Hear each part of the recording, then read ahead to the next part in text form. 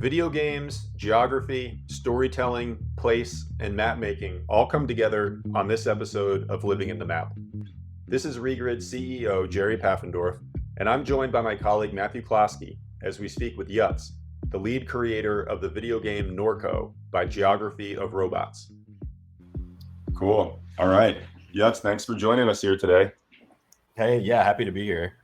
So, quick background. So, I'm here with my colleague, Matthew Klovski, and we were chatting in the Regrid company Slack a while ago about like books and games and movies and stuff that we were watching and playing and appreciating.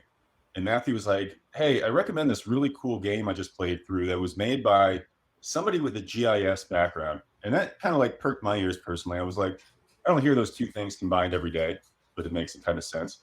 And it's a game called NORCO. And I went and downloaded it, played through it, absolutely loved it, chatted with Matthew about it. And then, you know, me being a weirdo who's aware he can kind of reach out into the world sometimes and kind of actually talk to the people who make cool things that he likes. I reached out to Yuts, the maker of the game, and appreciate you making the time to chat with us here. Yeah, I'm absolutely happy to be here. And yeah, the game it's rooted in a geography project generally, but that had some GIS dimensions. So there's definitely within the DNA of the game is a lot of GIS and mapping. And we found out this is, it was fairly random, but I love this connection. So NORCO is in the metro New Orleans area. And when I kind of threw a dart in the dark and was like, some years ago, we had done some GIS work in New Orleans and named some folks like Denise Ross and some others. And you're like, oh, I've also intersected with them there. So it was just kind of fun to see these connections that I never would have expected on that level. But yeah, because I had attended UNO after Hurricane Katrina, and I was in the planning department. And so, yeah, the GIS planning and civic data world is pretty small. So, yeah, I think we probably have a lot of overlap there. We'll see who else pops up on that front. Sure. And it's so, a very classic move, the planning to geography side of things. Totally. So, I guess to kick us off here, so NORCO is a game. NORCO is also a real place that probably most people are not familiar with. So, tell us about NORCO, the place. Tell us about NORCO, the game, and where the two meet, and we'll kind of get into it from there. For sure. Yeah. Okay. So NORCO, the place, is a small industrialized town about 25 miles upriver from New Orleans. It's where I grew up. It's a very wonderful community, and it was a wonderful place to grow up. It's distinct, geographically distinct, because it's heavily dominated by the petrochemical industry. And I've been fascinated with that characteristic of it from a young age. But it's, aside from, excuse me, having familial and sentimental connections to it, it's also interesting and has been intellectually interesting to me for a while now, because it is a bit of a microcosm for South Louisiana as a whole. You've got a plantation economy that phased into oil and gas pretty early on in its history. There's a big piece of flood control infrastructure. I'm not sure if y'all are familiar with it. It's called the Bonnie Carey Spillway that connects the Mississippi River to Lake Pontchartrain. It's right at the kind of, there's a little bit of a tidal zone between Acadiana and Greater New Orleans, and NORCO is very much in that. So you'll hear some Cajun accents, you'll hear some Yat accents, which is kind of like a Port City Brooklynese sounding, Irish Italian accents. It's also in this area that I think probably a lot of metro areas have, which they're these kind of liminal areas that aren't quite rural. They're not quite urban. They're these kinds of spaces that are distinct, and distinct for their kind of lack of definition in a way. And Sure. NORCO is kind of it is right at the entrance to that. If you go beyond that, you're in LaPlace, you're in Acadiana, you're in these kind of ex-urban territories. So anyway, that's all to say that NORCO has all of these characteristics that are ubiquitous to South Louisiana, and you can find them elsewhere in South Louisiana in pieces, but in NORCO, it's all consolidated. So for all of those reasons, I've always been fascinated with NORCO. I feel like it is a quintessential Louisiana town, and I chose it as the subject of the game for that reason. And I have to say, you capture it beautifully in the pixel art, which is not necessarily a medium that one would perhaps jump to first as a way to do that. But I certainly felt transported to that place. You could tell that the game was made by real artists for an appreciation of the subtle beauties and curiosities of a place, because almost every scene in the game functions as a painting or a scene, even those liminal places, like you said. So that's very clear to start from playing it. I appreciate that, and I want to give a quick shout out to the other pixel artist, Jesse Jacoby, because he actually is from Detroit. He's never been to Louisiana before in his life, and you're kidding me. I got a bookmark because I know Matthew had a lot of questions, just curiosities. One thing, well, maybe I'll shut up, Matthew, because this kind of connection that doesn't like actually exist in many cases, but is felt to exist between Detroit and New Orleans is sort of an interesting. Yeah, and I that skipped my mind, but yeah, he's based in Detroit. So, and actually, he just had a show. If I would have thought of it sooner, I could have sent you all the information. But yeah, I mean, there is that kindred Detroit New Orleans connection. So I think he understood kind of that liminality we were talking about. I think he understood that on just kind of an intuitive level. So, and didn't require much instruction, but I would send him some photographs and some reference material and stuff. And sometimes I would draw sort of a couple of base layers and he would just take it from there. So it was an interesting and fun way to collaborate. That's awesome. And we'll get back into some more of those connections, spiritual or economic or social or otherwise on that. But the tell us about the game now too. So there's the place. Right.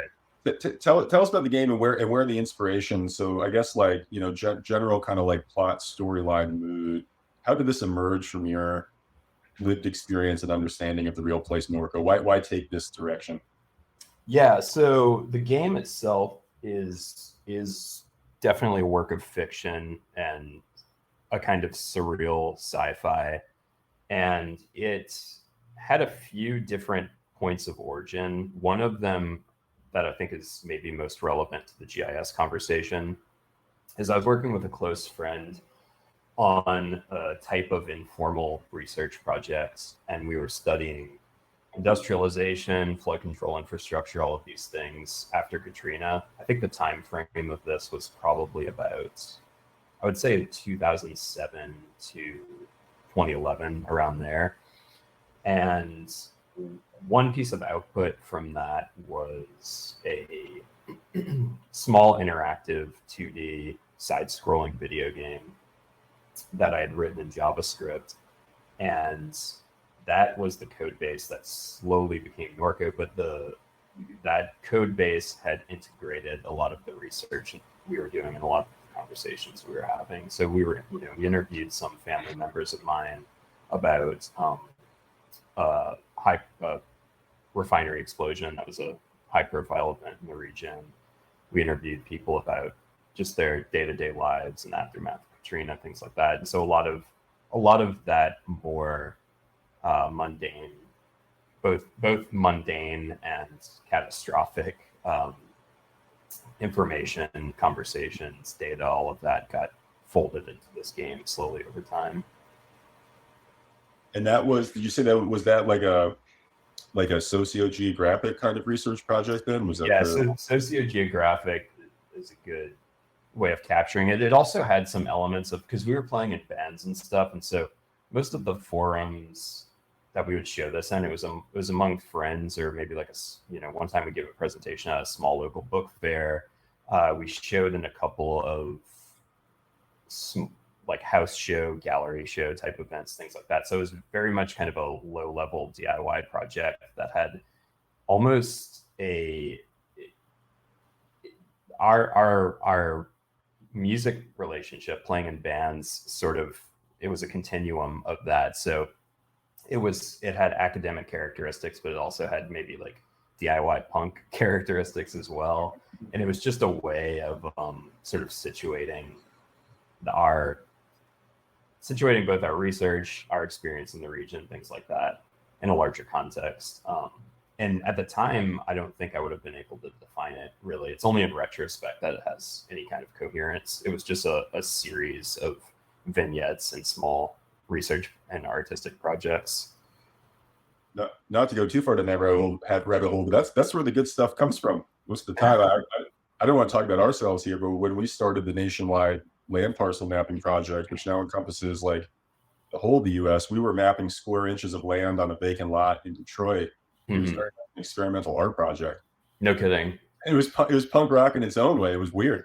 Yeah. There was no goal to it, and it was like things from the city started to get intertwined. Why is this lot vacant? Like, who are the neighbors, and why are there 5 empty houses nearby? And it ends up becoming this inspirational goulash. I love hearing that. Yeah. No, that's the good stuff for sure. I mean, I think, in the game, in a lot of ways, and there's actually a short, I need to add to it, but bibliography on the NORCO game on the website. But I mean, the game is so much, I think, more of a composite of, well, for one thing, it's a composite, because I mentioned NORCO as almost serving as this Louisiana microcosm. And so there is a lot of geographic specificity within the game, but a lot of the locations, the people, all the locales in the game are more of these composite figures. So it doesn't point directly to any one entity in the region. And that's true also of the narrative. The narrative is kind of this chaotic hodgepodge that serves almost more as a geographic tour of the region than it does a fully coherent narrative, although it has all of these different elements of kind of like hard-boiled noir, pulp fiction, all of these kind of things. And so I mean that I think exactly what you're saying, which is it, I tried to maintain that spirit of just this kind of loose experimentation and composition rather than trying to force coherence on it. Matthew, I know you had some thoughts and questions just on like, there was the question of like, I don't know, are places specific? It sounds like there's a amalgamation, but you had some questions on the. Sure. Yeah, so I know you mentioned before, kind of in other interviews and stuff, that Mike Davis is a fairly large influence in a lot of ways. I feel like that sort of examination of place, kind of in the abstract and the real, like, I guess, like, being a big influence in you, just like generally, but like, do you feel like any of that sort of style of interrogation that you see in like City of Courts or whatever kind of found itself slipping into NORCO a little bit? And can you mention who that is too for people who don't know? Because I have to confess, this was a new one on me. And Matthew was like, "You fool." No, yeah, the way modern person, I'll download it on my Kindle and read it sometime the next. Yeah, the late great Mike Davis, I guess one of the few geographers that people who aren't geographers know or care about. Yeah, for I sure. guess it's him and David Harvey, I guess, and a few other folks. That's them for sure. Yeah. Yeah, well, Mike Davis is, I guess you would maybe call it critical geography. Informed pretty heavily by the other social sciences, and he specifically writes from, and as well as David Harvey writes from more of a Marxist perspective. But yeah, I mean, he was a big influence for a number of reasons. City of Quartz and also Planet of Slums. When I was at the very beginning, I mean, this was post Katrina, those were among some pieces of literature that were really influential on me. And there were some other, let me think back on, there were a number of other academic geographers at the time who, like Manuel Castells, I believe is one, and a few other people. But anyway, he was among a sort of school. Oh, I remember Stephen Graham. Have you ever read anything by Stephen Graham? No, like I haven't. He wrote about kind of defensive architecture. He wrote a lot about Israel and Palestine, along with I.L. Wiseman's another figure in this sort of school. But anyway, there were a lot of these more like critical geographers at the time that I was getting into this stuff after Katrina. And yeah, Mike Davis was certainly among that group. And there's actually in City of Quartz, which a lot of people refer to as Mike Davis's greatest work, and it's all about I guess you could say the inequity in Los Angeles that's driven by all of these different market dynamics. He talks about Fontana, California, and talks about a bit about the Kaiser steel plant there, and because that's where it originated. And actually, there's a Kaiser aluminum plant right near Norco, and that's where it's a subsidiary of Kaiser Steel, and that's where my dad worked, and that was also a research interest for me when I was younger. So there was kind of a direct connection, and also Mike Davis was writing quite a bit about New Orleans Metro after Katrina. So on top of his applied research, I was also interested because he was touching on topics that were specifically related to the region I was living in, and very specific research topics in addition. Right. Getting into like your GIS side of things a little bit, something that I really kind of appreciated about like your background here and the work that you've done with NORCO is like that kind of balance between sort of the classic, critical or humanistic side of geography, and then like the technical, just, GIS, clicking around an arc or whatever. Yeah, for sure. And like how you feel like those two can blend or kind of work with each other, because I feel like a lot of times, like when you learn GIS, right, it's just very much taught as just a tool, just for sure. Yeah, that's that's exactly. I mean, the game started very much as an expression of that, where I was, because I was always interested. I remember like an early GIS project that I was working on that was sort of related to that. Geography project I had mentioned was I'd made an interactive map about the river parishes, and you could click and read about all of these different aspects of the landscape. There was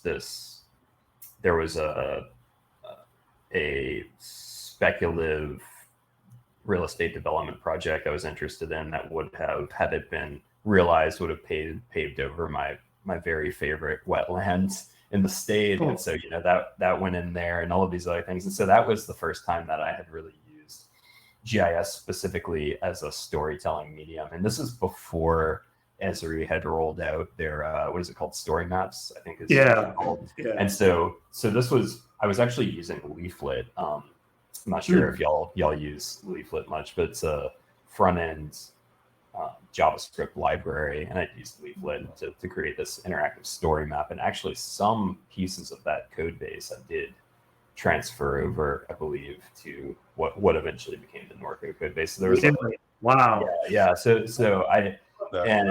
So there was this direct blending of GIS and other more traditional interactive storytelling mediums. And another one was actually short-term. We had me and a friend had scraped some short-term rental data, and we used that. This was before the conversation had really become heated, but we were observing that there were a lot of Airbnbs popping up all over the neighborhoods we were living in. So we were curious to see just how, because obviously they obfuscate that data quite a bit. So we wanted to get a better picture. And so this was early on in that conversation. Obviously that people are much more aware of this issue now, but so we used that to kind of demonstrate what was happening and shared it among some people in our community and things like that. So yeah, that GIS was kind of the original creative outlet that I was using before ever getting into making games. Right. I guess thinking a little bigger picture here, going to one of your questions here, Jerry, but how did you get into GIS? I guess even like to begin with, like what drew you towards that, or how did you come across it? Because it's a niche field. For sure. Yeah. So for me, it was, I'd like to hear y'all's origin stories for GIS too, because it's always interesting to hear how people come to it. But I mean, for me, it was basically through the urban studies program at University of New Orleans. Because originally I didn't know I went to UNO after high school, and I think I was like a communications major, yeah, communications major. But then Katrina hit and just turned everything upside down. The post Katrina experience was just this protracted mess. I evacuated. Well, first I stayed at first, but eventually drove with a friend out to California to help move some stuff out there. I ended up staying out there for a couple months, and I ended up in Mexico. And there's just this whole disruption in my life and in a lot of people's lives. And they were trying to do some online learning at UNO, but it just wasn't working for a lot of students. And then so I ended up having to take a couple of semesters off. I tried to re-enroll, but the buses weren't running. I didn't have a car at the time. The buses weren't running. I actually had to like hitchhike from UNO to get back uptown. That happened. That only happened once, but there was another time where I walked uptown from UNO. It was just this whole mess. So long story short, it gave me plenty of time to reflect on what I actually wanted to be doing. And amidst all of this, making observations about the city and the aftermath of Katrina, both the built environment and also the social and cultural landscape and the ways in which it was changing in response to the disaster and things like that. I was, became very interested in those things as research questions. And then also I had a specific interest in, because I grew up in NORCO and I grew up several blocks from a refinery, I had a specific interest in the way that petrochemical infrastructure shapes, like literally physically shapes the urban environment in the river parishes. And so those were things, both the post-Katrina New Orleans landscape and then also the industrial landscapes outside of New Orleans, were things that I felt like I could explore geospatially, basically. And so I decided to go into urban studies. They had a GIS class. I took that. I learned the basics of mapping, ArcMap. This is way back in the day. And simultaneously, I was learning a bit of HTML because along with all of this, there was a kind of public education crisis happening during the Jindal administration in Louisiana. And so there wasn't too much money floating around, so they couldn't pay for a proper web developer to maintain the urban studies website. So I volunteered to do that. I learned a little bit of code. All of those things kind of dovetailed. And basically, within a few months to a year, I was able to do some basic GIS development work. And did that take you? Was it pretty quick to go doing that work with the city too, or how did that evolution come about? That was so let me think about what the timeline was here. One thing about doing these interviews is that because I've walked through this period of my life in a couple of conversations, and then I'll listen back and be like, that is just factually inaccurate. So I'm really trying to reconstruct. I'm trying to reconstruct this as news about myself. I'm such an unreliable narrator. No, it's yeah. It's just hard. This was like well over 10 years ago, or a decade and a half, or however long ago we're talking about now. And so, yeah, it's kind of hard to reconstruct. But I'll say that I finished.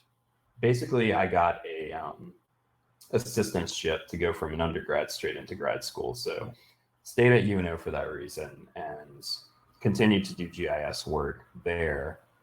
But then after I got out, I was involved in some other creative projects and didn't want to get a professional job right out of grad school. And so I was kind of playing in bands. I was doing these different like we had talked about, more informal research project and geography projects. And I think that is the period when GIS really became more of a mode of creative expression rather than simply a research tool, because I started using GIS to create all of these different projects that I would end up showing at shows or sharing with friends or whatever.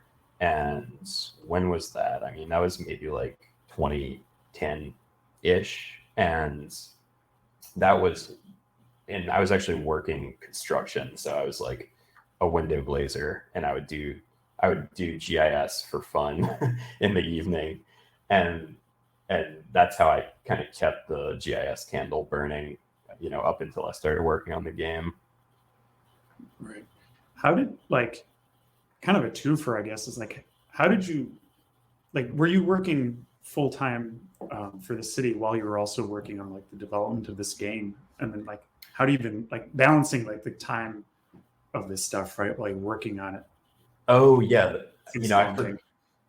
So I forgot to close the gap actually in that narrative, which is that, I did end up working. So there were a couple, maybe like a few years went by where I was working as a window glazer, and then I ended up working for the city, someone that I had worked a internship with at the city of New Orleans reached out and suggested that I apply to an open GIS tech position. So I ended up working for the city. And that is actually when I first started working on the game, was right around the time I started working for the city. And the city and the game features the city hall basement. That is once upon a time where the tech annex was at always City in Hall. The basement. In the basement. Always in the basement. Always everywhere.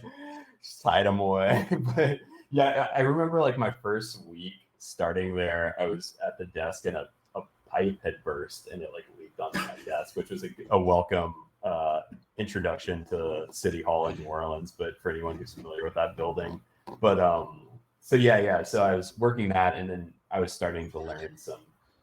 There were a couple of very talented. There was one in particular, very talented GIS dev there, and I had learned quite a bit of JavaScript from him, and starting to do some like a few code reviews and just observing what he was doing. And so that's how I learned it. And then I had started to apply that to some other projects. And I did, to answer your question directly, it was really overwhelming. I mean, I was working full-time professionally for quite a number of years while trying to make progress on the game. And I think a lot of game devs experience this, and it can really be brutal. And I mean, finally in 2019 or 2020, I like just posted on Twitter and was like, because at that point the project had gotten a little bit of a following. I was just like, somebody help me. I was like, can anyone help me? And so a few publishers reached out, and that's how NORCO got signed. So I think being shameless, that's a piece of advice I would give to any struggling game devs who are in that situation. Just be shameless on Twitter, and it might work. shameless in asking for help, or shameless in like when you need it, or I think asking for help and just saying I would like I'm looking for a way to finance this project. It's amazing. I don't know, not to go down that path, that's its own separate thing, but the ability with this world as connected as it is to like ask for help or to find teammates or collaborators or resources is underutilized for all. I agree, man. I completely agree, because I mean, once I did open myself up to those kinds of opportunities, it's like people want to be involved. Like there are people who are observing it from the sidelines and are interested in it, and it might appeal to their particular niche, and they want to be involved, and all you have to do is just invite people. Mm-hmm. The not to mix things up, but to go back like a second, you're talking about putting City Hall in New Orleans in the game. I have to say, for me, that was just an amazing moment. So like, mini spoiler alert, this really gives nothing away about the arc of the game. You're more confused. Yeah, well, right, yeah, because you find yourself. I mean, at this point, you're basically like a delivery driver trying to infiltrate a cult in a shopping mall, and to do that, you're using an augmented reality app in the game. So your character's using their phone, and you're looking for these invisible sculptures through the app. And to get to the final sculpture, you've got to get to the roof of City Hall in New Orleans. And like, again, with the pixel art and these beautiful aesthetics and stuff, I'm seeing this in the game, and having been there, you know, it's helpful to this. And I'm like, holy shit, this is amazing. Like, this is okay. This is actually the place. Okay, I'm going in past this guy. I got to find my way up. And I finally find my way up. I'm like using the AR app in the game to find the sculpture. And I'm like, this is just so beautifully done. You might laugh at this. Yes, I feel like this is partially just like a good thing about getting older too, because I realized like that's a pretty special moment in the game. But I feel like I'm like, I've always wanted to see stuff like this happen. I also feel like the creative world is also just kind of growing up in these spaces where it's like, why wouldn't you put the virtual version of City Hall in your game? Yeah. Well, that's how I feel too. I mean, because this is jumping back to NORCO specifically, but you know, one thing about growing up near the refinery, and I should say, I think some people interpret the game itself as some kind of castigation of NORCO as a town. That is not at all what it's meant as. And if it's being widely interpreted that way, then I did something wrong, because the game is very much meant as a tribute to this region. But nonetheless, there is a massive oil refinery right next to the town, and everyone that I grew up with had a different interpretation of what that place was. Like, I grew up saying to my mom that it was Mega Man Land, and I had a friend who thought, the Times-Picayune is the local newspaper. I had a friend who thought for some reason it was where the Times-Picayune got published, and then I had another friend. It's amazing that it's that mysterious right there, right? Yeah. Well, and then so I had another friend who thought it was New Orleans, so it's like downtown New Orleans. So it's like everyone. Oh wow! Everyone's got a different kind of way of interpreting these monolithic landscapes, and so to your point, Jerry, it's like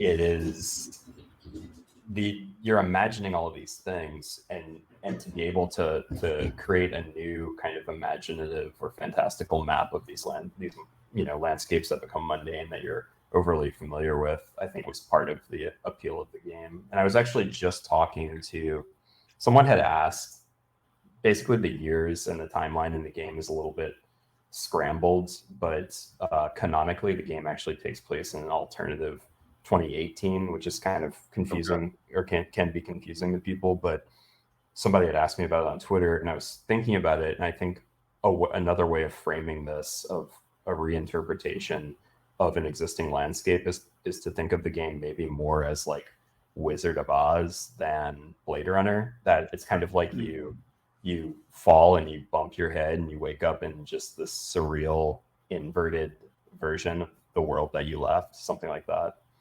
I think personally, I think you nailed it, because I found suspension of disbelief easy in the game, in the sense that it felt like it was fully partially in the future, if that makes sense. Like, a lot of it was very contemporary, like have like, I'm going to be, exaggerate, like laser eyes and we're flying and stuff like that. But there is artificial intelligence, there are cybernetic people. There are like super intelligence and stuff, but you've also got like the cell phones of today. Yeah, that's right. You know what I mean? Like, so, but it fit. It was like, I felt like I understood the boundaries of like what was different, but also it felt very like into 2018, like you said, right? Like a different version of a yeah. I think that's reminded. Oh, go on. I'm sorry. No, go ahead. No, I'd like to hear what you were saying. I've been talking too much. No, to me, there's certain moments. The one that sticks out in my mind is when you're inside the gas station convenience store.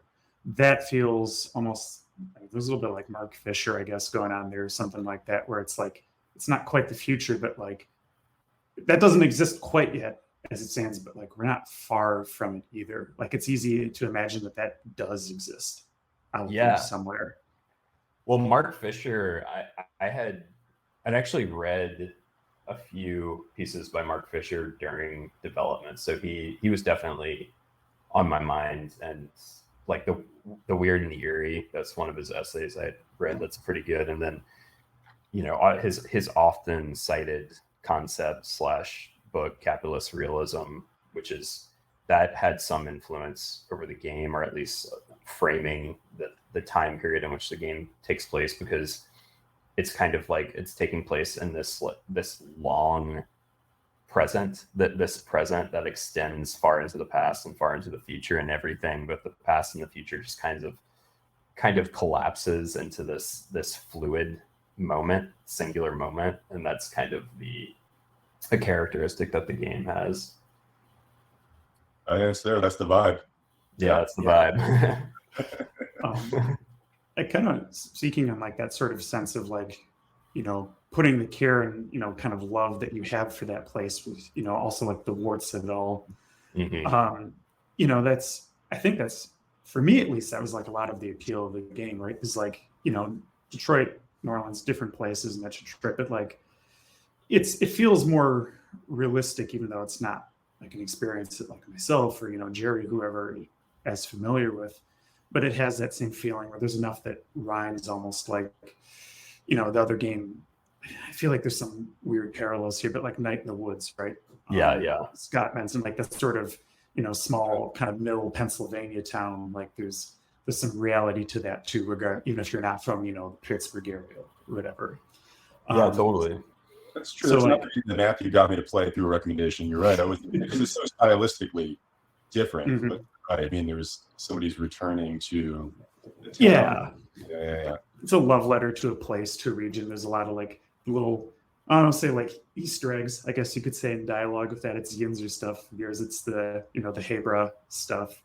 Yeah. Like what was outside of like, your friends and stuff who you kind of shared with this work from and helped develop it with, like, what is like local reception been, I guess? Like, I don't know, you had anybody from like Kenner come up to you and like, man, the mall's not like that, like. So I haven't, I'm sure, I mean, no doubt there are people who probably take issue with certain aspects of the game. I have not heard from them yet, but obviously I want to. So if anyone's out there fuming, I want to hear from you. But I mean, I've talked to a lot of people at this point, some people specifically from NORCO, some people just from the region or from New Orleans. And I feel like the thing, I've had at this point a few conversations now with people who, even if maybe the game as a whole didn't connect, I feel like one thing that seems to resonate with people is just the depiction of the way that repeated flooding will impact you emotionally and psychologically. That seems to be something that, I was experiencing it with family, but never really externalizing the feelings of kind of dissociation I was having from that just happening all the time. But that is something that I have learned or suspect is a universal experience, that when things, when you feel like the ground beneath you is shifting and everything has a sort of lack of permanence to it, which is the case in South Louisiana, it does something to you just on a emotional, spiritual level.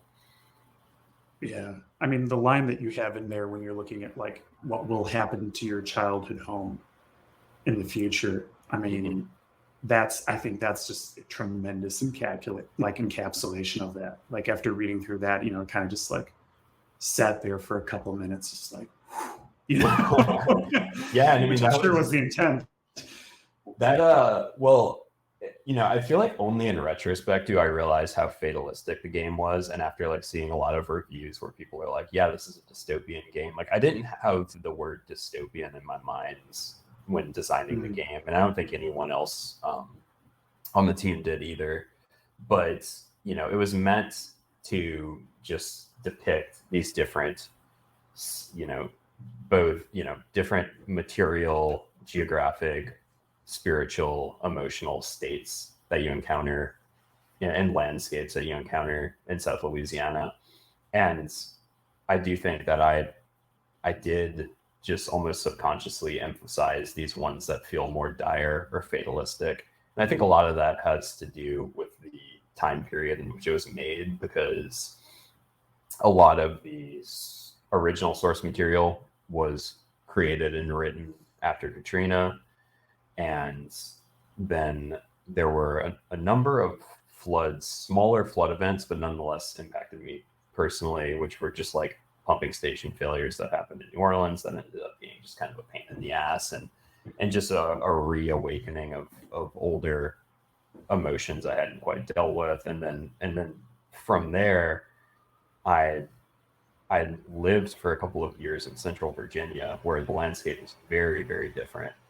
But Ida had happened during that period, and also COVID lockdown. So there are just a lot of things that I think put me in more of a fatalistic mindset while creating the game. And I mean, I think back on it, I'm like, I almost want to make a game that's more of a counterpoint in a way that elevates more of the inherent optimism that you can find in the culture of South Louisiana.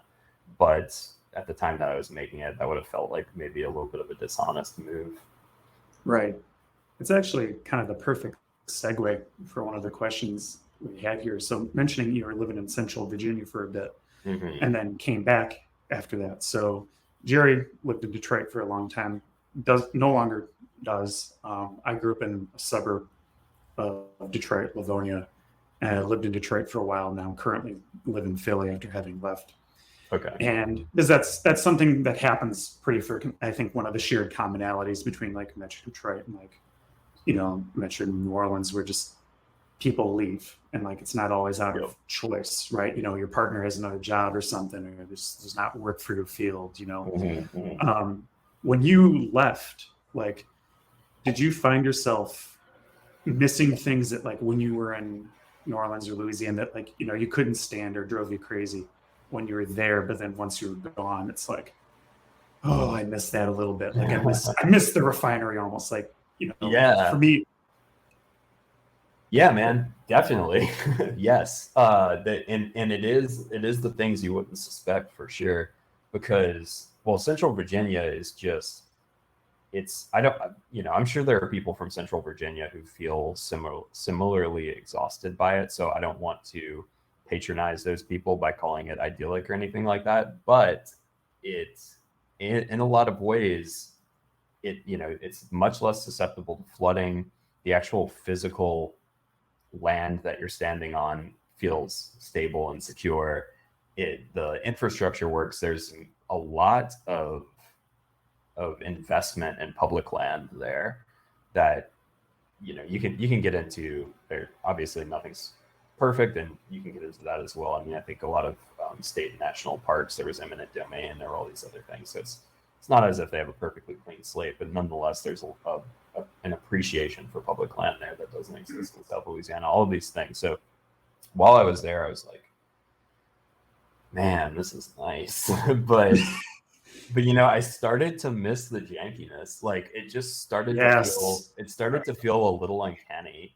Uncanny in a way that I think made me and my wife maybe uncomfortable, where we felt I don't know, like just inherently we felt like tourists. We always felt like we were kind of observing this idyllic landscape that didn't quite belong to us. And I think moving back to Louisiana, there's this like spiritual realignment, or like just this truing of my soul now that I'm back. And yeah, I think a little bit of the filth, a little bit of the jankiness, the refineries, the excessive pavement, the denuded wetlands, all of it just feels right. Right. It's like a fungus you get into, and it's like, well, I can't get rid of it. Exactly. Exactly. I guess. Yeah, exactly. Well, what you find too, there's an element about like any place or even the stuff that, isn't traditionally attractive, that like when you really can't fake it and it's been earned in some way, it's just really tough to replicate, and you find yourself pining for it. Yeah, no, absolutely. Yeah. And I mean, it's like, it's dangerous. You don't want to revel in it too much, obviously. But yeah, I mean, there is something to it, I think, and it might be some kind of adaptive mechanism where it's like you grow up with this stuff. And I mean, I think about this with the refinery, where I do think refineries are objectively beautiful, like they're these beautiful light gardens, but I part of it, I mean, might be adaptive, because it's like well, you have no choice but to grow up next to this thing, so you observe it every day and you just find a way of appreciating it, that kind of thing. And I think that could be true of some of those other characteristics as well. Yeah, that's a great. I've kind of heard almost like a similar statement from people, like where they grew up with like their own kind of like the homegrown industry or whatever it is. If it's greenhouses or something like that, like for large scale farming or something, or an auto plant or whoever, you make do with what you have there. Totally. This is kind of beautiful segue there. What you mentioned about sort of not wanting to revel in it too much. Yeah. This is something that Jerry and I think we both kind of keyed in on a little bit. Something that's very common in Detroit, and there's been reams of paper written about this, where it's I don't know, probably number 2 city in the U.S. behind like New Orleans for like living the aesthetics of ruin. Yeah. And I'm curious. There's a weird dynamic you get in Detroit. I'm very curious from your perspective, having grown up in like suburban areas of New Orleans and also living in New Orleans. Is there like a weird gap between people who are local to the suburbs of New Orleans, but then transplants to the city proper? Because in Detroit, I feel like you get a lot of times, and Jerry can speak on this, having been a transplant, where you move in and then people are like, new timer here. I've been here since 2004 and you came here in 2007. And it's like, okay. And then if you're from the suburbs, it's just like, well, I'm not party to this at all, No, this is exactly the New Orleans dynamic. I love hearing it described because it maps 1-to-1 with New Orleans, what you're experiencing in Detroit. And that's absolutely true. I think a lot of the reason that you have the suburban, like, maybe if you're thinking about this in terms of like authenticity as this rare resource that everyone's competing for, the reason that heavy air quote, and then it's like the reason that it's the authenticity is so heavily hoarded in the suburbs, I think is due at least in part to white flight. That's like you have people who were in the city who left the city and are now living in the inner ring suburbs, that kind of thing. And then also I think there is that hierarchy that you're describing of transplants, where the way that it gets discussed in New Orleans is, are you pre-Katrina? Because if you're like a pre-Katrina transplant, then you've essentially earned your stripes, and it's as if you're a local, something like that, And I think, there's also the relationship between locals, because like locals who really do not like transplants are usually the ones. I'm going off script here, so we might have to edit this one out. But okay, so basically, there's like people who grew up in New Orleans, but they have a level of media literacy. They're online. They know what's going on in other cities, and they're maybe even plugged into other scenes, that kind of thing. So it's like you may have grown up in New Orleans, but you're part of a more cosmopolitan class, you could say. And those are usually the people who do not like transplants the most. That there is almost like this interscene competition happening. Right. Does that track so far, or is there? I'm curious your thoughts on this, Jerry, because you had longer time there than me, and like being a transplant yourself, but also having lived in the city much longer than I ever did. I'm really curious your thoughts on this. I'll put it this way: it's funny, not to maybe it's about me, but if I can do this like real quick. I grew up in a really small rural town in New Jersey. And in New Jersey, you're always an hour from New York and you're always an hour from Philly. So there's always a big urban background radiation, but it was, it's a small town. And I lived in a number of other cities in my 20s around the country, but they were all very anonymous cities. So like I was in New York City for a while, but I was in Brooklyn, I was in Los Angeles, I was in San Francisco, and I felt all those cities were very anonymous. Like I was there and like I just kind of deserved things from the city, and I just went and did my thing, and it was only about the people there and the things to do. Never really thought about the history, never really thought about the infrastructure, never really thought about the local issues. In Detroit, and this is probably one of the similarities in my mind between Detroit and New Orleans, is it demands that you pay attention. And then, and then you turn and you shut the F up until you get a clue about what's going on and what's happened. And so I was very grateful for that experience in Detroit. It was like it slapped me in the face and it was like, shut up. You can still do creative things and fun things if you want, but like you've got to like learn how this place works and doesn't work. Yep. And it was like getting jumped in. I mean, honestly, I don't want to exaggerate on that front too, but I really felt like jumped into that city where I spent years like learning about it in a way I've never learned about any other place before. And I think I had for years, I was very on guard because I was learning. I felt very defensive of the place. I never wanted to leave the city proper. Like I didn't spend like, like I would kind of poo-poo people living in the suburbs and stuff like that. I feel bad when I saw somebody else leave the city. Be like, oh man, Jennifer is dropping out.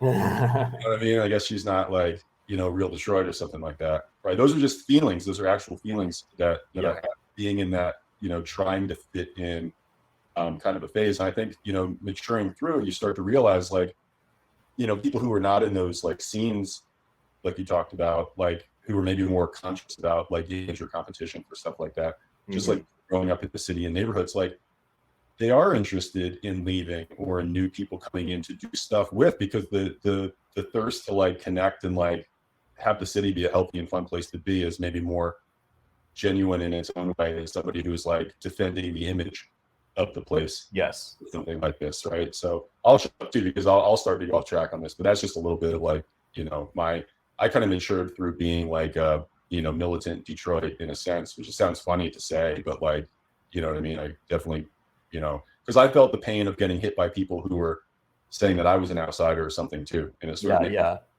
blend in, right? Yeah, I mean, I got it too. Like it was a weird thing, right? Where like, I only lived there a couple of years after growing up in the suburbs, and it's just like I wasn't gonna pretend that I was from the city. That's like kind of a classic thing too, where you'll get someone from like a pretty well-off suburb. It's like, yeah, I'm from Detroit. And like some other cities, like I feel like you could just say like, oh, I'm from Houston, and if you're from Sugar Land or whatever, no one really cares all that much. and then in Detroit, it's like, no.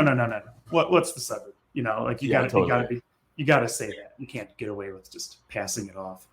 Well, I think it is. It's like there is, because I've observed. I feel like I'm of two minds on this, because, I mean, obviously, the housing market all across the country is a fucking wreck, and I would never blame anyone for moving to a city to actually be able to afford housing. Like I understand that there are larger institutional issues that are happening here that's driving this wedge between locals and transplants, and whether those locals are these more kind of more mediagenic class of locals or what have you, but nonetheless there are material underlying conditions that are driving these antagonisms.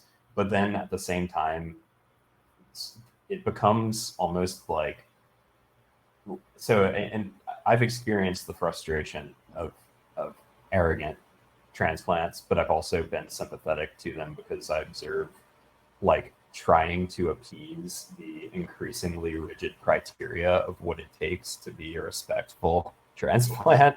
And it's like increasingly like arbitrary rules for how to appease people so that you don't get criticized or called out or whatever. And I feel like having to do that dance, it also seems like torture. And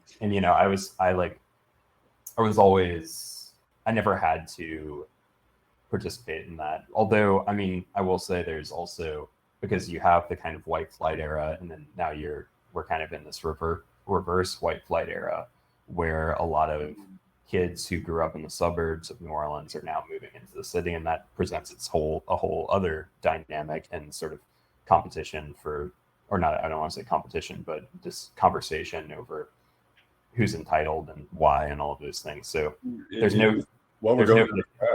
is a competition there too. I was going to say, one of the things that stands out, I think, where people get rightfully upset is you're newer to a place with a better pitch about it. We get more resourced while representing the place, and that's I get the frustration that comes to that, because definitely, it's, you know what I mean. It's like, put the city. There's no getting out of it. I mean, eventually you're gonna be, so it's like you don't want to get too, you don't want to feel too indignant or morally righteous, because eventually it's going to be your turn to try to justify why you are in the place that you are. Yeah, that's I mean, we could probably spend another couple hours in that alone, but I think this just speaks to the thoughtfulness that those in the yeah, you tend to have. We're thinking spatial. We're spatially here. We're thinking spatially here. Yeah. It's a spatial problem in the end. Right. I guess kind of just shifting a little bit with this. This is, I think, kind of the last of the maybe broad, like, parallel questions here, but I think it's something that's broadly applicable for a lot of different cities or industries. I guess for Detroit it'd be the auto industry. Obviously, in this case, it's the oil and gas industry. The themes of, like, the environmental degradation and, like, the moral and social costs that industry brings within the game. Like, how do you, like, that separation? How do you separate, I know this is a real humdinger, individual responsibility or culpability in an industry like that, between, like, the personal motivations of just, like, need a job, Oh yeah, refinery or whatever, and how much of that culpability changes, does it matter the class or work within that field, or is it just kind of irrelevant compared to just, like, the Goliath scale of these entities as a whole? Yeah, I mean, I feel like that maybe my feeling that what we are just talking about with transplants is maybe similar. Where it's like, I think there are larger systemic institutional factors at work. I mean, there's also, I feel like I've made my general feelings known about that industry through the game. It wasn't meant to specifically be entirely hostile towards the oil and gas industry. I wasn't trying to present some kind of, like, didactic or educational message with the game.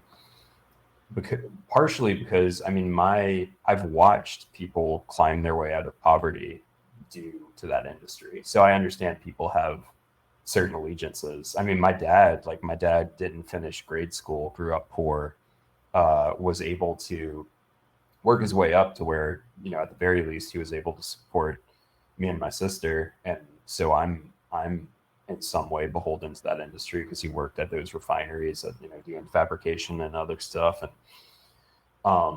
so yeah, I'm not, I think people see it as a net good. There's a lot of people who see it as a net good, and I'm sympathetic to those people.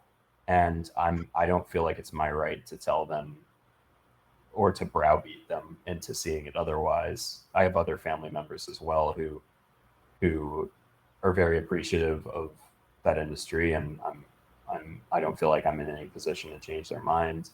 I think it's just a matter of, when talking about complicity, it's a matter of observing what you're receiving, and if the math works out for you, you're making money from the industry, it's supporting your livelihood, those kinds of things. Just remembering that there are people for whom that is not true. And so while the negative externalities that you're experiencing are offset monetarily, that is not the case for some people. And there are some people for whom that industry has excluded them. They haven't made their way into the industry for various reasons, but they are experiencing the negative externalities while not being compensated in any way. And just remembering that exists, and being sympathetic to the voices of people, people who are experiencing that. So I think that's kind of where it's at. Is, I mean, like, I'm never going to tell people, like, oh, you're wrong for taking this job and for trying to improve your lot in life. But I do think that it is your responsibility, if you make that decision, to listen to people for whom this has not worked, and this has not been a net good, not been a benefit. Right. I mean, that's auto. I feel like, you probably agree with me here, Jerry. That's the auto industry in Detroit to a T. Family members, work on the line at Ford or whatever, and they came up from the South or Poland or whatever, and get a job with that. And now it's kind of like, I'm indebted to that. A lot of us Metro Detroit are indebted to that now, and you're just kind of like, it's kind of a weird symbiotic relationship.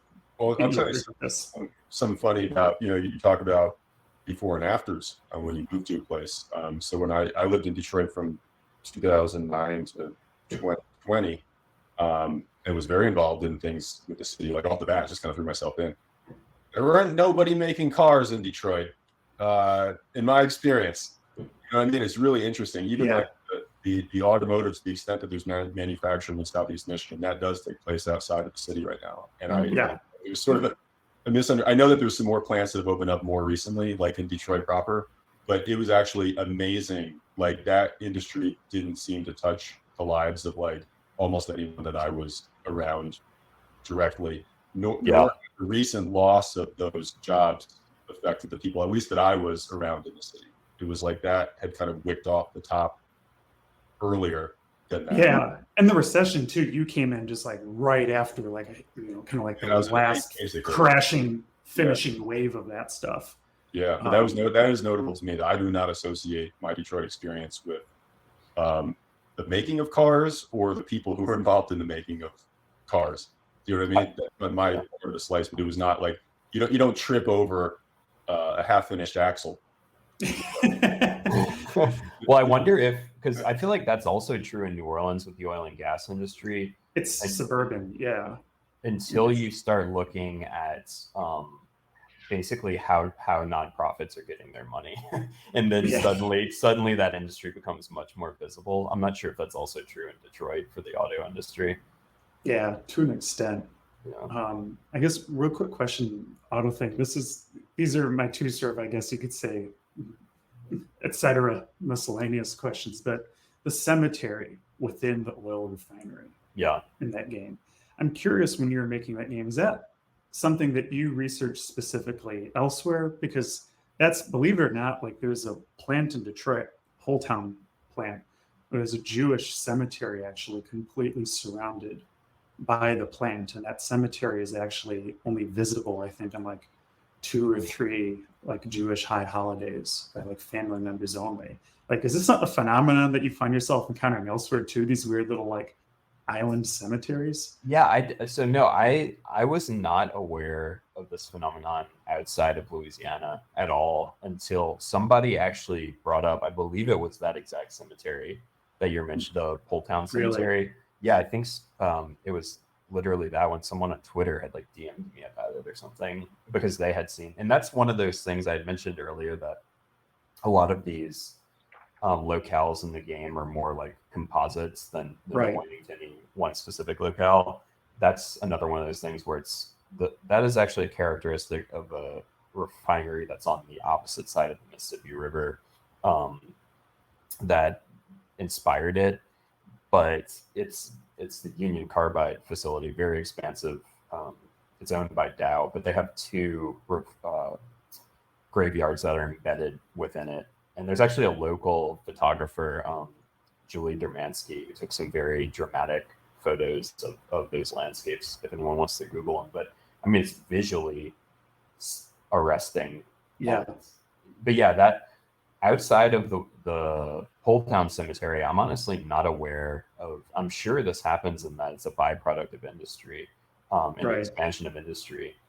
Oh, you know what? Actually, this just popped up in my head, but this did happen. And it's funny thinking of public lands and national parks, but because this is a feature of I want to say it's either the Blue Ridge Parkway or one of the park systems in Virginia has this as well, where they have these old, there's an eminent domain that they displaced communities, but they're, obviously the cemeteries are immovable and they remain in the parks. The Smokies too, like the Cates Cove little area there's a bunch of little cemeteries in those towns scattered throughout. Like, I think a lot of the Appalachian protected lands have that because, they are also like, kind of settled so early on. Yeah. So that's wild. I mean, just that there is always going to be that imprint of, I mean, literally of the dead, a reminder of what's been built over. Right. The last kind of silly question I have here before I turn it kind of over to Jerry again fully. Choosing Garrett as the name for the juice it was perfect. Like, it's one of those things you see it's like, oh yes, like of course Garrett's. Like, I'm just curious, like, was that just like, like a light bulb moment late at night? Because, you're like, I'm imagining sort of like a whiteboard of like Tucker, Kyle, Chad, all this sort of stuff, and just Garrett, that's the one. It was, so that was like me and Aaron Gray the other developer on the project, and this was probably during COVID lockdowns, just in a state of delirium. Just like, I mean, I think one thing about Garrett is it just sounds like I don't know, it sounds like it could be a noun in addition to a name. You know what I mean? So it's like you could talk about a Garrett and it sounds kind of natural. But yeah, so it's like what you hang people off of. Exactly. Right? Yeah. So yeah, it has these other connotations that actually worked. And it was also like, I think Aaron threw it out, and I just thought it was because I think the way the conversation started was talking about it's like there should be like these little dudes who are just like they work at Best Buy. And so like we started by talking about that. It's like, what if they just were just like they work at Best Buy? And then Aaron started like throwing out some names and it just stuck.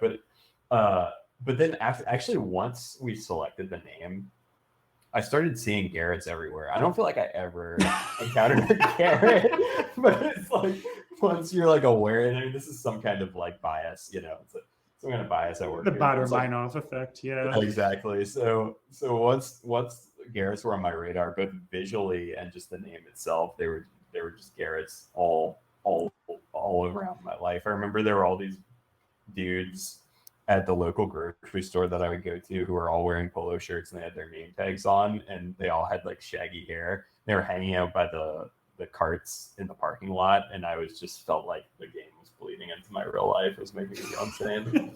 Apologies to our listeners named Garrett Tucker. Yeah, no, nothing but love. I've actually sent I sent a note to somebody because somebody on Steam left a review and they were like, as someone named Garrett, this game impacted me deeply or something like that. Absolutely nothing personal. We love all Garretts.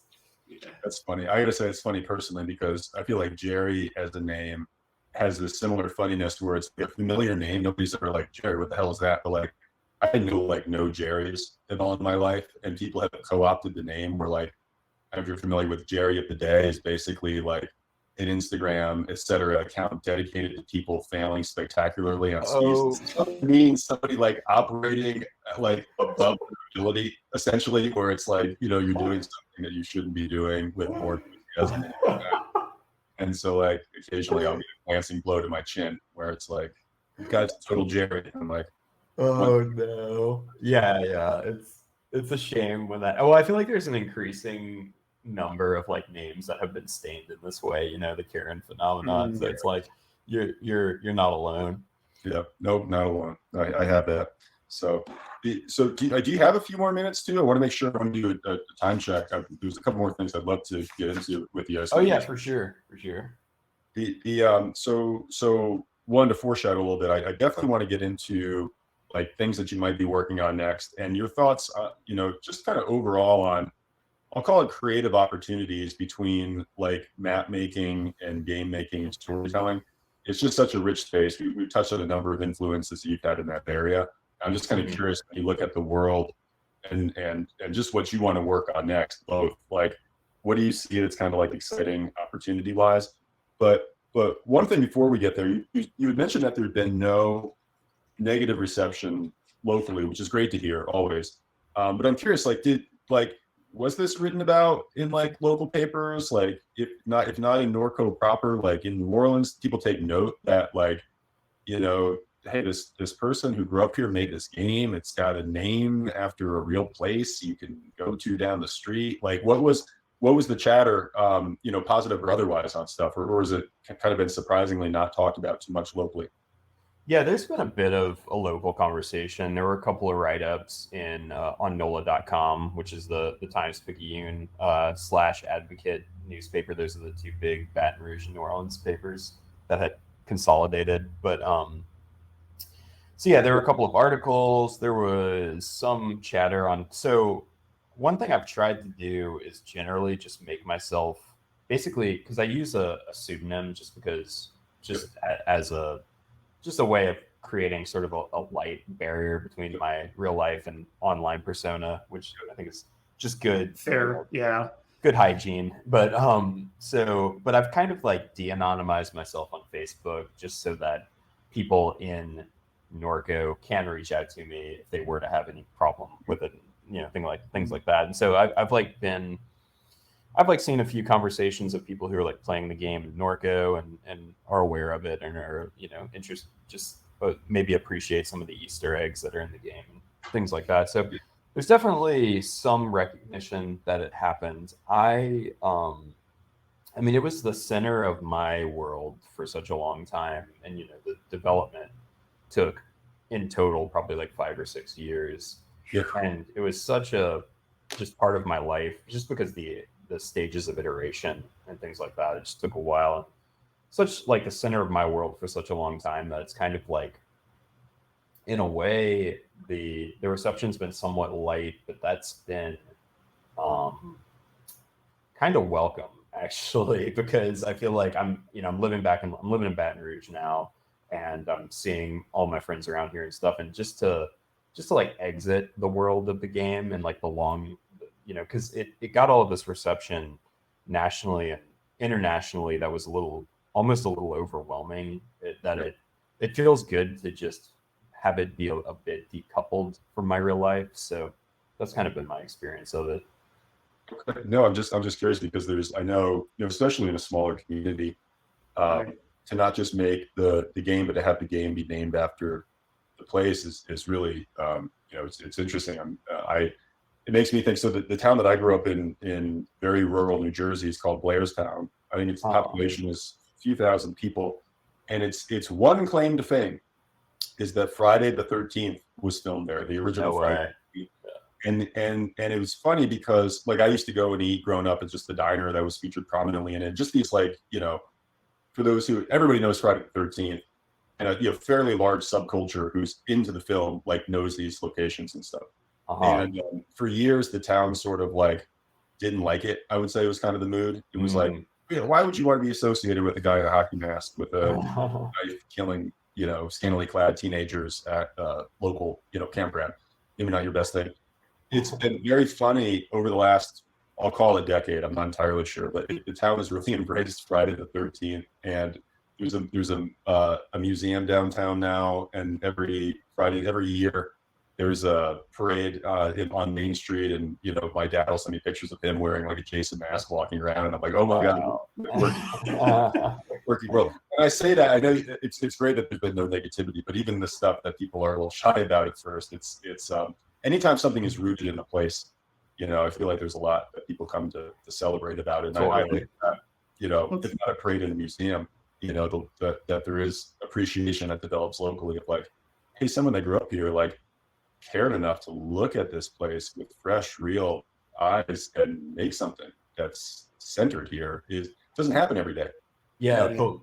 Well, I think one thing. Oh, go on. Sorry. I was just say real quick, like the way I kind of heard about the game is a friend of mine who like lived in the area for a while, like recommended it, and like, just sung its praises consistently to me, and then also just like said there's a moment we got to like the fishing camp. Yeah. And you're looking at the little billboards and notices that people have left there. And the moment they're like, oh my God, like whoever made this like knows little note where it's like, whoever took my crab pots or whatever is going to die, bruh. They're just like, yes, this is where I'm from. Yeah.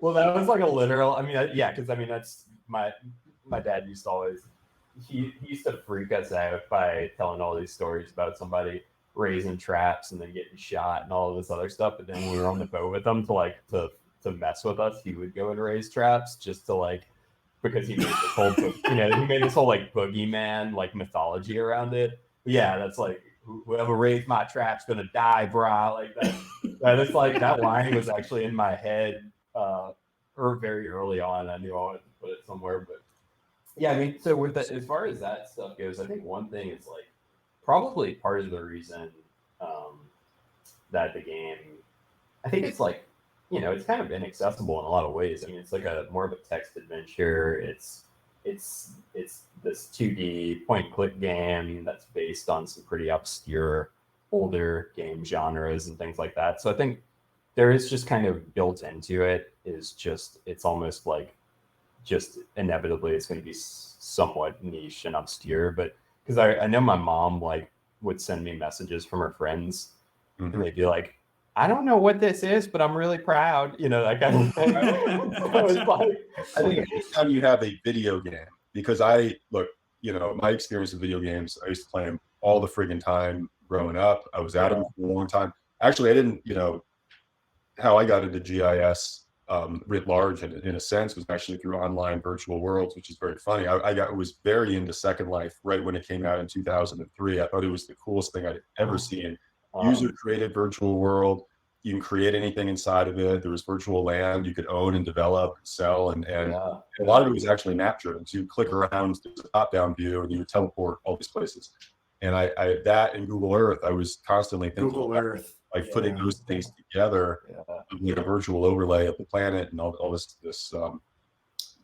kind of stuff was like one of the things that got me there. But anyways, I'm very even for a because I would call NORCO very simple to play video game, right? Like it is, like you said, it's largely clicking, choosing text, reading, advancing, but there's enough to get lost in. I was worried, like, when you're introducing somebody new to video games, you're like, oh, this is a pretty straightforward one, and they're like, I tried clicking on everything and you're like, oh no, it has a language to it. Okay, well, now we got to train you a little bit. Yeah. But I'd imagine that there are a lot of people who would try to pick it up and maybe get a little bit stuck, like you're saying. Yeah.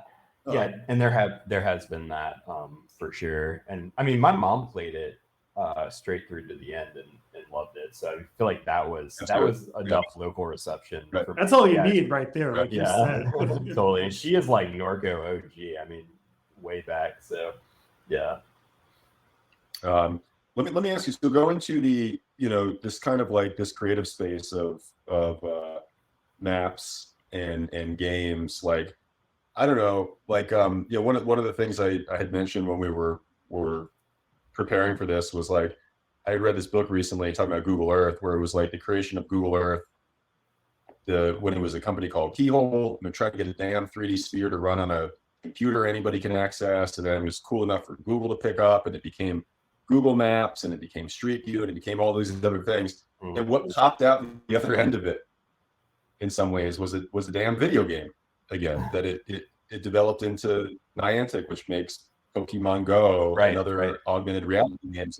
And that looks like, all respect to Niantic, I love it, but if you just look at Niantic, you're like, oh, what a frivolous company. Like you just little characters like pop up on the earth, and then behind it is this like massive geospatial engine and all this thoughtfulness of like location and real life things. Like I know a motivating force for them doesn't sound that different from NORCO in a sense, where it's like, if you read the mission of Niantic and what they're about is like people can move through the world and have a more engaging way to like learn the history and more about a place through this kind of like AR kind of experience.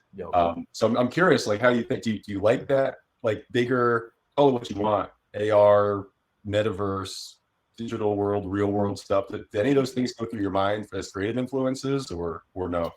I mean, to be perfectly honest, they don't. I mean, that's really fascinating, and I feel like especially your framing of it is really fascinating. I think my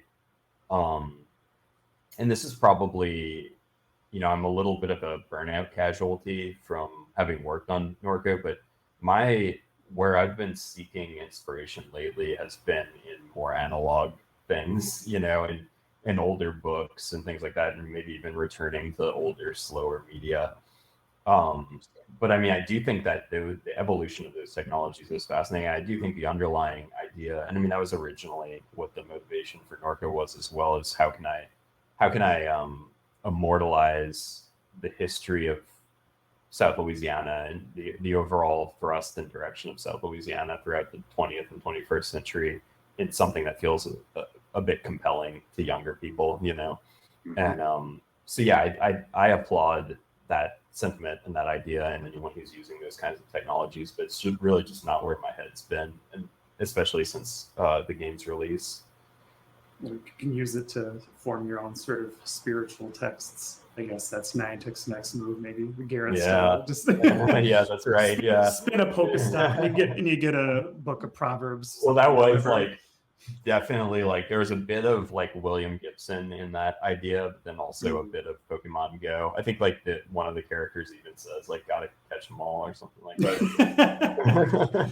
Well, if you do, Matthew and I were chatting. If you ever get the bug to go digital and do anything, be it, a 2D game or anything else. And if you ever need good land polygons and information for your game, you know who to talk to. We got that stuff for you for sure. Well, so I guess that's not totally, I guess my previous answer there's a bit of nuance there, because I am interested in, I know that Esri has a plugin for Unity that I haven't messed with yet. I don't know if either of y'all have, but I'm curious to use. So actually, it's funny because so we did not ourselves, but last year we worked with a firm called Gravity Jack. I actually spoke with one of the Gravity Jack principals for this series, and they built a prototype augmented reality app using our API. So basically, like you look at the camera and you would see the property boundaries overlaid on the real world, and you would see like not like floating owner names and stuff, but it was like kind of like a heads-up display. It was just like overlaid on the screen. And it was cool because it worked. I would say the biggest limitation we saw was you start to feel the real limitations of GPS, which are amazing for getting where you're going. Mm-hmm. But when you're trying to pin something on the ground, it was like the boundaries floated a little bit. But anyway, Esri, I believe they use that Unity kit as like, because when you do AR, there's actually like an entire digital planet that like sits underneath it all, and even doing 2D stuff. Anyway, I'll get over my skis talking about it, but yeah. No way. Yeah. I mean, that's awesome. And that all sounds really fascinating. I think probably I just need to recharge before I dive too deep into that stuff. But I mean, that is, and I think even Blender had someone had sent me, they were using an OpenStreetMap plugin Blender where they were doing some street level renderings there. And so, yeah, I feel like a lot of I feel like everything is trending towards gaming. Like gaming is just the gamification of everything. Yeah, exactly. So it is. So I think everything's moving in that direction. GIS, certainly there are so many different applications. I think one thing I was thinking in terms of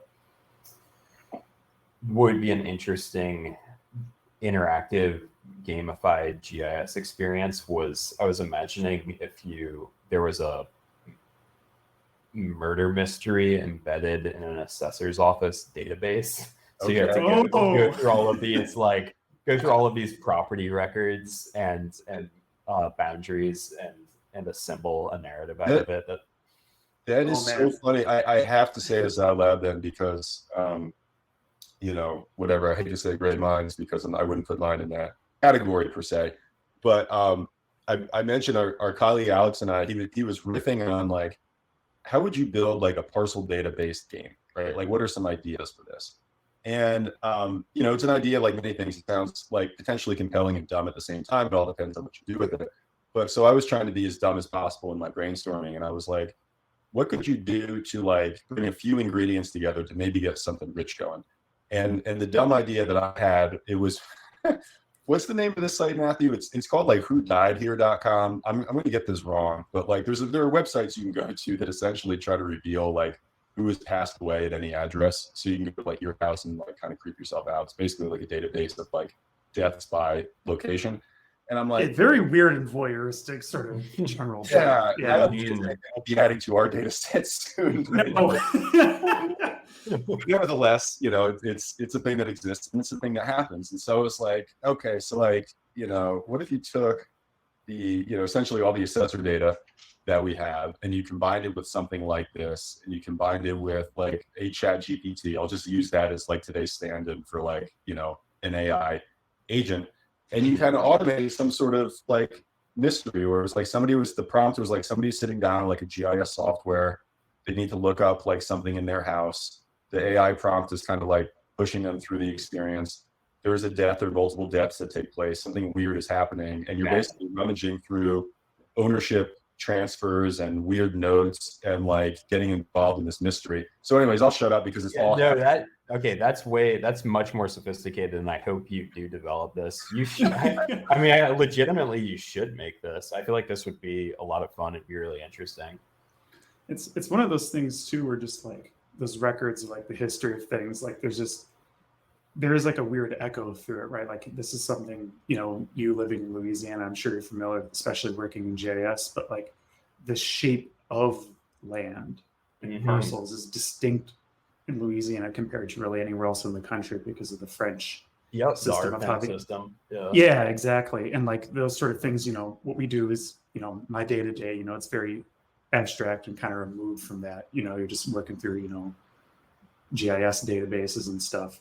But then when you get to those actual lines and stuff, then you start really coming into like the real, like kind of cultural and like really deep cultural and historical reasons as to why it looks like that. Absolutely. Midwest, everything's just, a grid. We're just all a bunch of squares divided up into squares.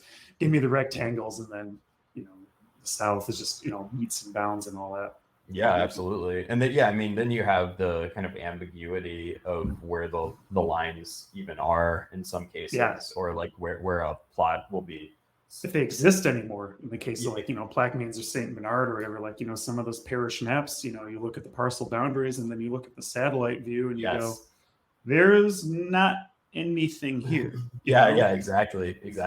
And yeah, I mean, that's actually one thing that when I first created that, I had mentioned this JavaScript app, interactive web map I had made that was looking at this speculative real estate development. But I mean, the way that I had even found it is because I had requested the parcel data from St. Charles Parish.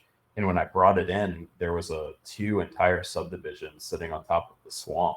And so I was like, wait, what are these? Wow. And so, it was a really old data set. And so I like went back and looked through it, and sure enough, there's a land syndicate in that area who owns that land, and they've been scheming on a way to develop that land for quite a long time. One of which was basically selling parcels for swamp, cypress swamp. Wow. Yeah. That's, obviously I love that stuff, because that's like, we always think through that invisible lens of like the land subdivision, and you're like, that's a great case of kind of stumbling upon a real life mystery and situation that's invisible to the eye. I got to mention this just because I read it recently, but I enjoyed, there's I'll call it science fiction. It's fiction. It has science fiction elements to it.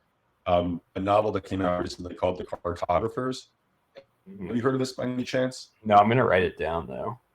Is this ringing a bell? Yeah, Cartographers. And let me see. Payne Shepherd is the author's name. And it basically, the fictional twist in this case is that it's discovered that, so there's a couple of names for these types of towns, but back in the day when map makers were trying to prevent people from copying their maps, they would create paper towns, or they would create like copyright traps. They were towns that didn't exist. Yep. On the map, right? Usually in kind of obscure enough places so that they wouldn't distract somebody actually trying to go somewhere real. And the conceit in the book is that if you bring a map containing these paper towns to the location and view them in the right way, you can actually visit these places. And it's done, that could sound kind of cheesy, but it's done in a really, really interesting way, where the people with this knowledge kind of slip into these places that exist but don't really exist.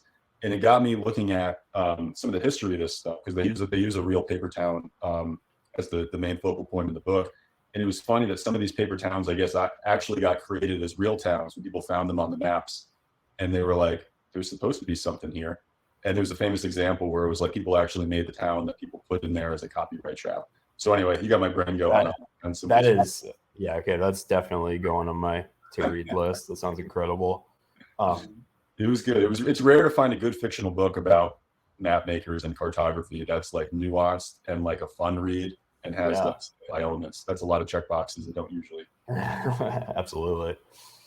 So, Yuts, anything else that you want to bring up or add here? It's been an awesome conversation. I'm just finding myself going like, I could take this a few different, places, but maybe we want to think about dismounting.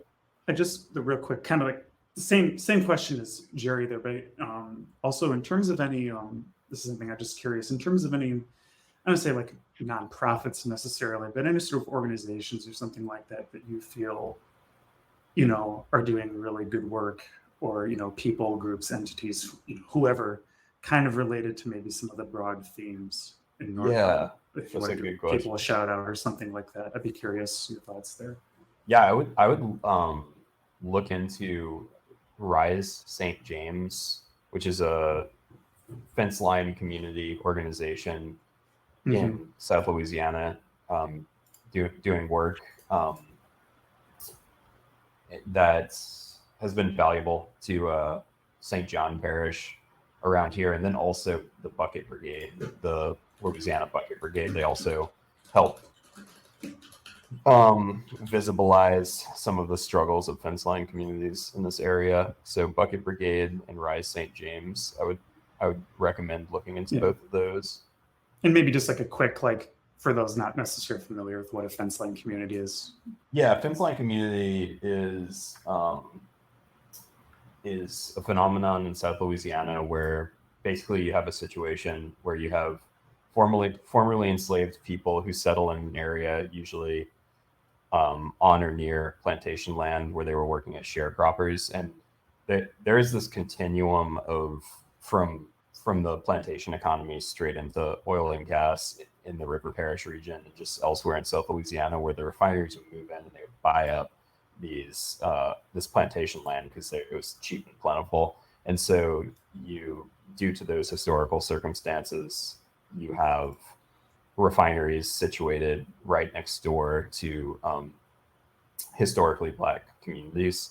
And so in certain cases, the Black communities will bear and the negative externalities will impact them the most. And so there, in some cases, are advocacy campaigns to get the refinery to help pay for a relocation and things like that. So those communities are fence line communities. And you see that situation pop up along the Mississippi River, excuse me, and also in Southwest Louisiana. And so there are organizations who've been helping. Lake Charles in that area. Lake Charles, exactly, Mossville, places like that. Yeah, thanks for that. And then, to Jerry's, I guess, kind of original key point there. No, that's super helpful. I know that Matthew members the team. We do have, we try to be thoughtful. Like, I know we work in nerdy data world, but obviously from this conversation, like, we tend to think through the looking glass on stuff. And so we're always interested in trying to figure out, like, where there are organizations that could benefit from either donation when appropriate, or occasionally sometimes people are actually looking for good land information that's easy and free and accessible to do their jobs. I appreciate you sharing those with us for sure. Oh yeah, well, Bucket Brigade specifically, I believe they have a GIS developer in-house, and they're always doing different kinds of GIS projects. So yeah, I mean, I think it would actually, I feel like, make a lot of sense for y'all to have some kind of relationship with that organization at some point. So yeah, definitely worth looking into. Thank you for that. So Yuts, I very much appreciate it. I hope that this conversation has been fun, and that some of the stuff that you got to talk through didn't feel fatiguing in the overload way. Now that you're trying to, like, no, get it off your shoulder, and like recharge.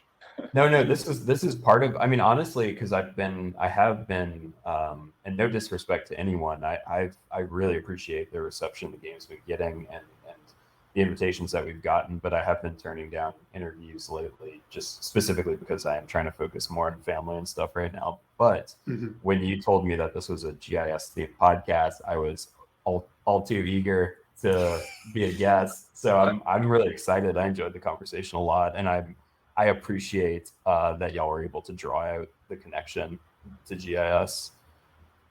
Well, it's niche enough when you see it in anything, a bit of media with it in there. It's like, ooh, there we are. Exactly. I know, and there's so much more that I want to ask on this too. Like, even like, like, I don't know, there's like a lot of diversity of like mapping themes in the game too that were all super fun. But whatever, that's for another time. I hope that now that people are traveling around and doing stuff in person, I do look forward to meeting you in person at some point.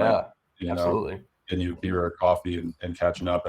And please don't be a stranger here. Like, seriously, if you ever are interested in easy access to like data for any kind of maps or games, be they it's tricky in Louisiana. Yeah, some of those parishes are real tough. Well, you guys could have a conversation about that too. One thing, and Matthew's the real expert here. I mean, Matthew's our geographic data manager, has been on top of the nationwide data set since day one.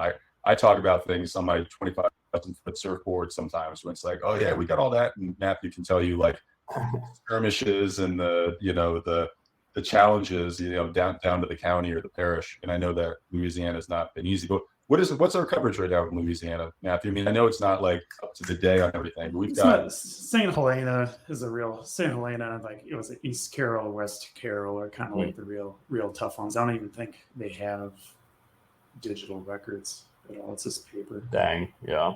And we are in the process for like I think nationwide we're down to like not having 30 counties or county equivalents out of 20 changes. So it's really like we are digitizing from paper and PDF for the remainders. Some places where it's like Barb comes in every other Thursday for 2 hours a day, on Thursday to like update the deeds, and then goes back to watching her grandkids or whatever. Like there's this, it's not like a very official sort of thing, There's a bit of that at City Hall, New Orleans as well. But yeah, it certainly doesn't surprise me for rural Louisiana, but sounds like a real challenge.